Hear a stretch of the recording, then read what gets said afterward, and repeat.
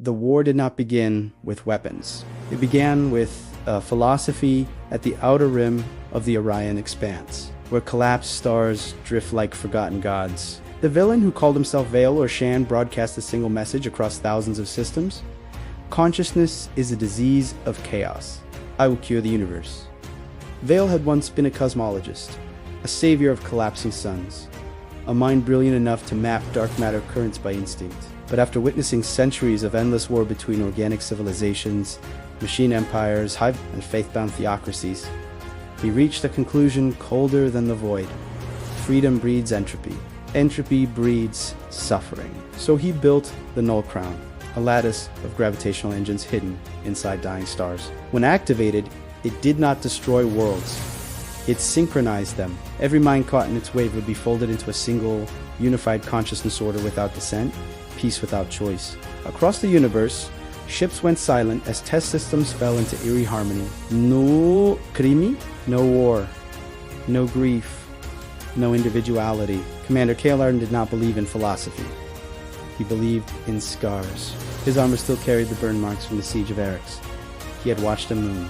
Fractured because politicians debated morality while enemies advanced. He had buried friends who died for freedom that turned into corruption within a generation. When the first synchronized system was discovered, its people calm, cooperative Serenco stood on the bridge of his warship and asked the forbidden question. What if Vael is right? The Admiraltia ordered him to hunt the Null Crown's anchor points and destroy them. Kael accepted, but doubt moved through him like radiation. Lyra Voss had never held a weapon. She was a xenophilosopher from the waterworld Alindra, raised among scholars who studied pre-galactic relics. She could read extinct languages and interpret the harmonic signatures of ancient quantum temples. Where Kael saw threats, she saw patterns. When she encountered the first synchronized civilization, she did not see slavery. She saw tranquility. Children played without fear. Markets functioned without exploitation. Leaders made decisions without ego. It isn't mind control, she told the Galactic Council. It's integration. They accused her of treason. She requested passage to Vael's central forge. They assigned her to Kael's ship instead. The warship Relentless Horizon drifted above a red dwarf star that pulsed with unnatural geometry. Vael, as latest crown note, Kael prepared torpedoes designed to collapse the star inward, destroying the device and everything connected to it. Lyra stood beside him in the observation chamber, the dying sun painting her face crimson. If you destroy it, she said quietly, you condemn billions to return to war.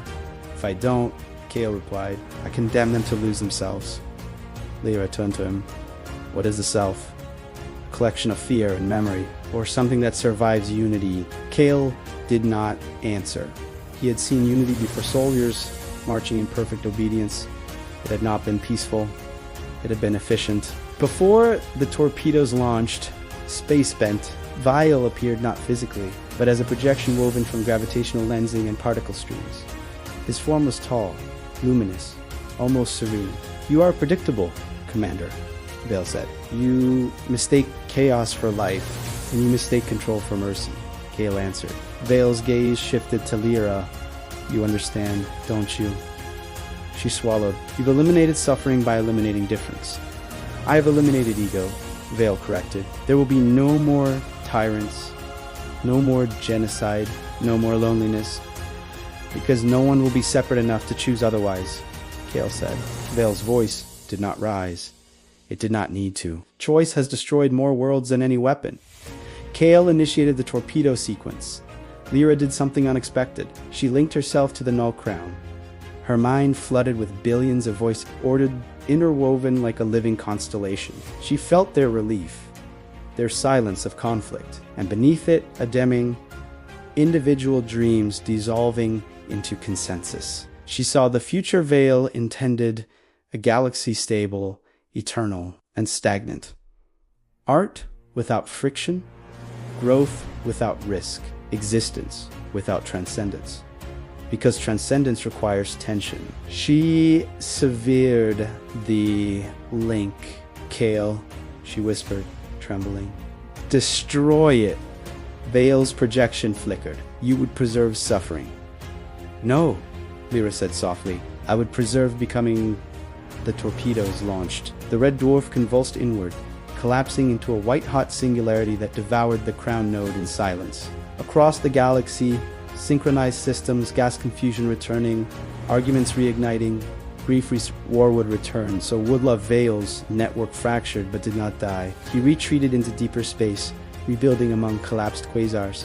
The conflict was far from over. On the bridge of the relentless horizon, Kale removed his gauntlets. "You destroyed paradise," he said quietly to Lyra. She stared at the stars. "No," she answered. "I saved the possibility of something better than paradise." Kale almost smiled. "Next time," he said, "you'll be stronger." Lyra nodded. "So must we."